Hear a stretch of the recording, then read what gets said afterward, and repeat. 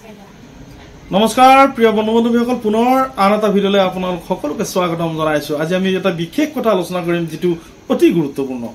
আমি সকলোৱে জানো যে নৱগ্ৰহৰ প্ৰত্যেকটো গ্ৰহৰে বিশেষ বিশেষ মাহাত্ম্য আছে, আৰু জ্যোতিষশাস্ত্ৰত নৱগ্ৰহত বিশেষকৈ শুক্ৰ গ্ৰহৰ স্থান সুকীয়া। এইকাৰণেই শুক্ৰ গ্ৰহটো সা সম্পত্তিৰ অধিকাৰী, শুক্ৰ গ্ৰহ মান সন্মানৰ অধিকাৰী, শুক্ৰ গ্ৰহ প্ৰেম প্ৰণয় বিবাহৰ অধিকাৰী, শুক্ৰ গ্ৰহৰ জৰিয়তে মানুহক পৰিচালনা কৰা বা মানুহৰ এট্ৰাক্টিভ পাৱাৰ বা আকৰ্ষণীয় শক্তি বা প্ৰেম প্ৰণয় বিবাহ ইত্যাদিবিলাক নিৰ্ধাৰণ কৰে। আৰু আমি সকলোৱে জানো যে শুক্ৰ গ্ৰহ এক বিশেষ মাহাত্ম্যপূৰ্ণ গ্ৰহ, আৰু শুক্ৰ গ্ৰহৰ জৰিয়তে বিয়া বাৰু প্ৰেম প্ৰণয় শিক্ষা দীক্ষা এই সকলোবিলাক বস্তু নিৰ্ভৰ কৰে। আৰু আপোনালোকক জনাবলৈ পাই সুখী হৈছো যে অহা মাৰ্চৰ 2 তাৰিখে আবেলি 5:12 শুক্ৰ নিজৰ গতি এৰি বক্ৰগতিৰে পৰিভ্ৰমণ কৰিব মীন ৰাশিত। অৰ্থাৎ আমি আগৰ ভিডিঅ'ত উল্লেখ কৰিছো যে বক্ৰগতি মানে কি, আমি যি গতিৰে গৈ থাকো এইটো হ'ল সাধাৰণ গতি, আৰু যদি ওলোটাকৈ ঘূৰিবলৈ আৰম্ভ কৰোঁ সেইটো হৈছে বক্ৰগতি। অৰ্থাৎ শুক্ৰ গ্ৰহই অহা মাৰ্চ মাহৰ 2 তাৰিখে আবেলি 5:12 পিছত এই বক্ৰগতিৰে পৰিভ্ৰমণ কৰিব মীন ৰাশিত। আৰু যাৰ কাৰণে যি এই মহাজাগতিক পৰিঘটনাৰ বাবে কেইটামান বিশেষ ৰাশি অত্যন্ত শুভ কাৰক হৈছে, আৰু এই বিশেষ 4টা ৰাশিৰ জাতক জাতিকাসকলে লাভ কৰিব শুভ প্ৰতিক্ৰিয়া। এনেধৰণৰ বিষয় এটা লৈ আমি আপোনালোকৰ মাজত উপস্থিত হৈছো। আৰু আপোনালোকে যদি ভিডিঅ'টো ভাল পায় এটা লাইক কৰি দিব, আৰু কমেণ্টত লিখিবলৈ নাপাহৰিব ওম নম শিৱায়। তাৰ লগে লগে এটি বিশেষ অনুৰোধ জনাইছো, যদিহে মোৰ চেনেলটিৰ কাৰণে আপুনি নৱাগত তেনেহ'লে মোৰ চেনেলটি ছাবস্ক্ৰাইব কৰিব আৰু আপোনাৰ বন্ধুবৰ্গলৈ লৈ যোৱাত সহায় কৰিব। আহক আমি ভিডিঅ'টোৰ ভিতৰলৈ যাওঁ।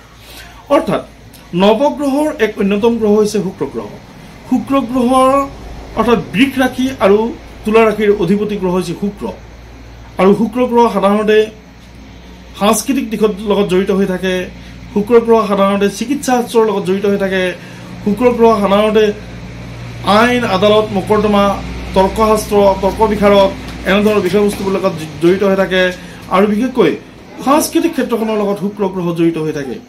আৰু এনেধৰণৰ বিষয়বস্তুবিলাকৰ লগত বিশেষকৈ 4টা ৰাশিৰ শুভাশুভ ফলাফলসমূহ লৈ আপোনালোকৰ মাজত উপস্থিত হৈছো। ভিডিঅ'টো শেষলৈ চাব।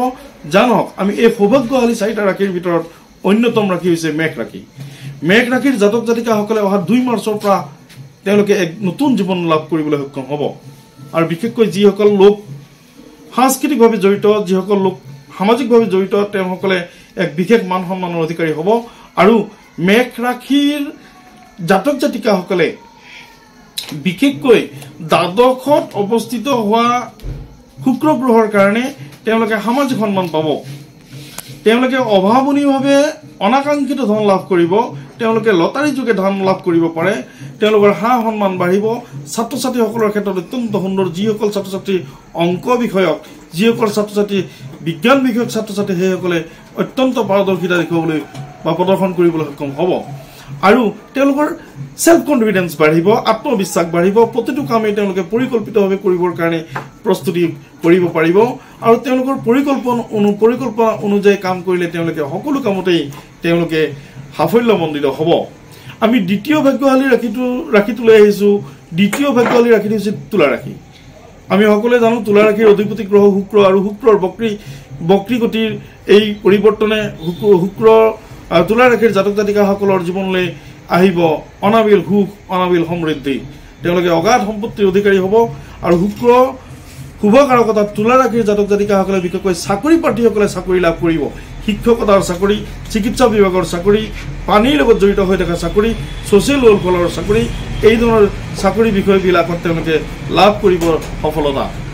আৰু ছাত্ৰ ছাত্ৰীসকলে লাভ কৰিব অত্যন্ত পাৰদৰ্শিতা। ছাত্ৰ ছাত্ৰীসকলে নতুন বিষয় অধ্যয়ন কৰাৰ সুবিধা পাব। ছাত্ৰ ছাত্ৰীসকলে তেওঁলোকে নতুনকৈ বিষয় বা নতুন পৰিকল্পনাৰে তেওঁলোকে অধ্যয়ন কৰাৰ সুবিধা পাব। তেওঁলোকে বাহিৰত থকাৰ সুবিধা পাব, বিদেশ ভ্ৰমণৰ সুবিধা পাব। আৰু বিশেষকৈ পাৰিবাৰিক যিবিলাক ঝামেলাসমূহ নিষ্পত্তি হ'ব। বিশেষকৈ প্ৰত্যেক সম্পত্তিৰ ক্ষেত্ৰত থকা মেল মোকৰ্দমা বা সমস্যাসমূহ নিবাৰণ হ'ব আৰু নিষ্পত্তি হ'ব। লাভ কৰিব প্ৰত্যেক সম্পত্তি। আনহাতে পাৰিবাৰিক সমস্যাসমূহৰ সমাধান হ'ব, সুখ সমৃদ্ধি বাঢ়িব আৰু দাম্পত্য সুখ লাভ কৰিব।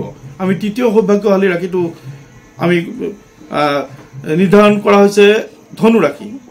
ধনু ৰাশিৰ জাতক জাতিকাসকলে অগাধ সম্পত্তি লাভ কৰিব, বিশেষকৈ যান বাহন লাভ কৰিব।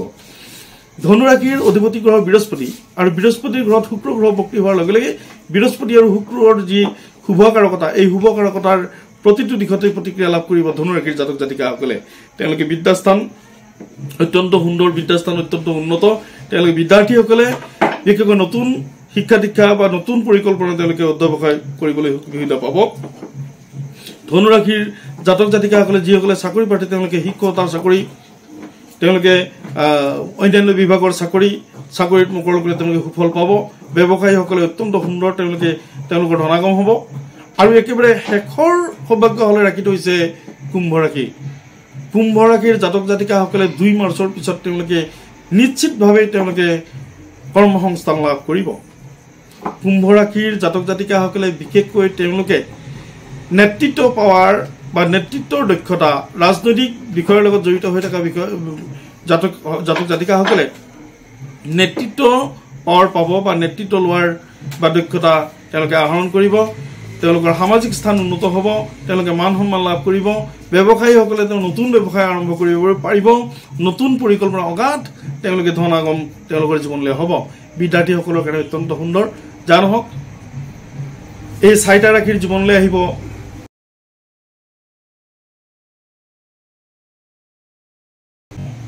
জীৱনলৈ অহা মাৰ্চৰ 2 তাৰিখৰ পিছত তেওঁলোকৰ অগাধ সা সম্পত্তি, অগাধ ভাগ্য বা ভাগ্যশালী হিচাপে চিহ্নিত হৈছে।